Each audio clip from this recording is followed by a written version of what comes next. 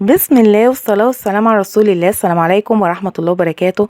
أهلا وسهلا بيكم في قناتنا وقناتكم وصفة وطبخة مع سماح.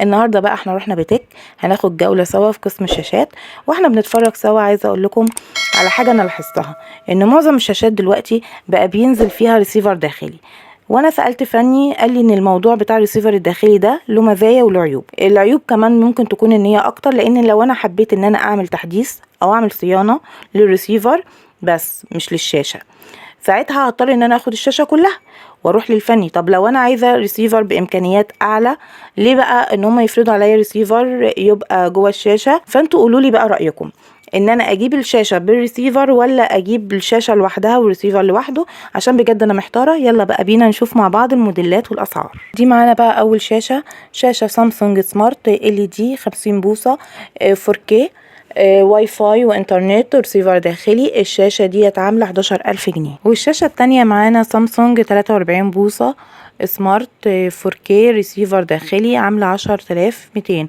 وطبعا اختلاف الاسعار دوت بيبقى تبع اختلاف حجم الشاشة. ونخلي بالنا واحنا بنجيب اي شاشة منجيبهاش كبيرة جدا على المكان اللي احنا موجودين فيه، فتوجع عينينا، ما تبقاش مناسبة معانا. فحجم الشاشة بيتناسب لازم مع المكان اللي احنا موجودين فيه. الشاشة اللي بعد كده سامسونج سمارت 55 بوصة رسيفر داخلي، عاملة 15,800. وطبعا احنا ملاحظين ان اسعار الشاشات ارتفعت جدا ولسه هترتفع كمان. وزي ما انتوا شايفين انا مقربة اهوت على الشاشة عشان نشوف برضو كل حاجة موجودة فيها. الشاشة دي سامسونج OLED سمارت 55 بوصة بدقة 4K، معاها UHD وريسيفر داخلي، عاملة 32,399، يعني 32,400. طبعا يعني السعر عالي جدا، بس بصراحة الشاشة روعة وكانت ألوانها تحفة وهي شغالة زي ما انتوا شايفين وكبيرة. لا حلوة بصراحة. طبعا احنا كل مكان بيبقى يعني احنا بنعرض هنا الأسعار، ممكن ان احنا نشوف برضو الشاشات ديت في الأماكن التانية أسعارها ايه ونقارن ونجيب السعر الأحسن لينا. بعد كده الشاشة اللي معانا سامسونج سيريس 8 65 بوصة LED، برضو فيها UHD و 4K وريسيفر داخلي، عاملة 16,499. وانا مكبره لكم اهوت بحيث ان اللي عايز يعمل سكرين وياخد بقى التفاصيل ديت ويسأل على اي شاشة تعجبه ويشوف اسعارها في اماكن تانية وايه الاحسن والمناسب له. الشاشة ديت برضو احنا اتكلمنا عنها في الشاشات اللي قبل كده، كانت اول شاشة احنا عرضناها. زي ما انتوا شايفين الاسعار ديت موجودة، وطبعا هم بيبقوا كاتبين لنا لو احنا حابين ان احنا نقسط، لو على 6 شهور، لو على سنة، لو احنا بنحب ندفع مقدمة ونقسط. دي بقى ايه حسب كل مكان احنا بنروحه وهو بيدينا التفاصيل بتاعتنا. نيجي هنا بقى للشاشة التورنيدو دي 43 بوصة فول HD، فيها 2 منفذ HD و2 منفذ USB. طبعا زي ما قلنا هي 43 بوصة وعاملة 7,650 جنيه مع ريسيفر داخلي. وبرضو معانا الشاشة اللي هي هاي سنس، الوانها جميلة جدا وشكلها روعة، وعاملة ديت 50 بوصة ريسيفر داخلي، عاملة 12,900. سمارت واي فاي انترنت. اللي حابب يعمل سكرين، احنا دلوقتي عرضنا السامسونج وعرضنا الهايسنس وعرضنا تورنيدو. نيجي بقى للشاشة دي الترا. الشاشة دي 32 بوصة HD، فيها طبعا برضو 2 منفذ HD 2 منفذ USB، بس طبعا ما فيهاش بقى ال 4K ولا الكلام ده كله. الشاشة دي عاملة 4,200 32 بوصة. ودي شاشة سمارت فريش 32 بوصة LED ودقة HD ريسيفر داخلي. الشاشة دي عاملة 5,290 جنيه. ومعانا بقى شاشة سمارت سامسونج 43 بوصة بدقة HD مع ريسيفر داخلي، عاملة 9,000 جنيه.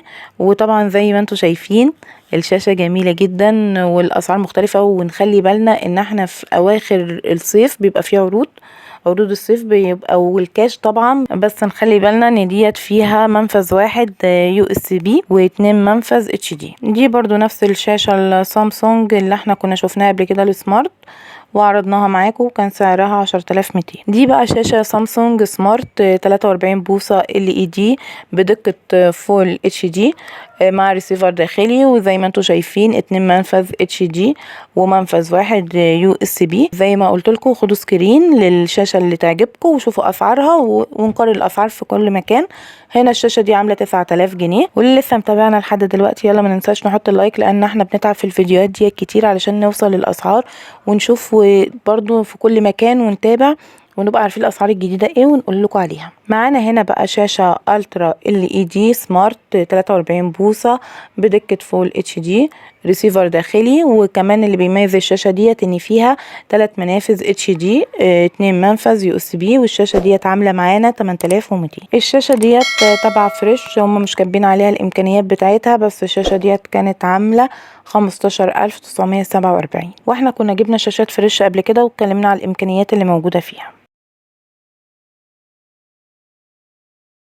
ودي شاشة سمارت يونيون اير 43 بوصة LED بدقة فول HD وعاملة 7585 جنيه، واي فاي انترنت.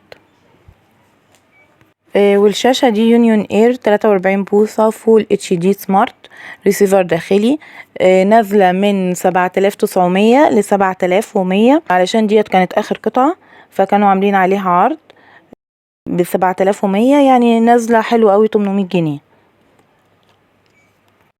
ودي برضو شاشة معانا سمارت بدقة 4K وريسيفر داخلي و50 بوصة وعاملة 12000 جنيه.